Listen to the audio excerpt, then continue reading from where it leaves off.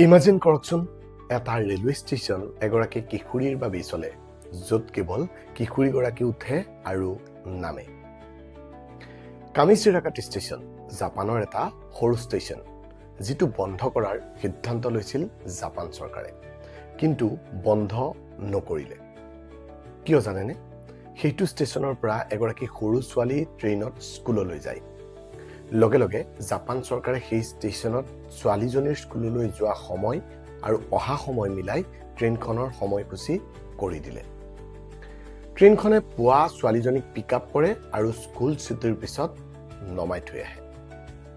2016 চনত যেতিয়া ছোৱালীজনীৰ গ্ৰেজুৱেশ্যন সমাপ্ত হ'ল, লগে লগেই সেই ষ্টেচনটো বন্ধ ঘোষণা কৰিলে। আপুনি হয়তো এতিয়া ভাবিছে, এজনী ছোৱালী স্কুললৈ যাবলৈ এখন ট্ৰেইন, এই সিদ্ধান্ত কিয় জাপান চৰকাৰৰ? এয়া জাপানৰ এটা ষ্টেচন নহয়, এইটো এটা মেছেজ আছিল সমগ্ৰ বিশ্ববাসীৰ বাবে। শিক্ষা কিমান দৰকাৰী? যদি দেশে বিচাৰে, তেনে এটা শিশুক শিক্ষিত কৰিবৰ বাবে চৰকাৰৰ চিষ্টেম সলনি কৰিব পাৰে। ভিডিঅ'টো ভাল লাগিলে কমেণ্ট আৰু শ্বেয়াৰ কৰিবলৈ নাপাহৰিব।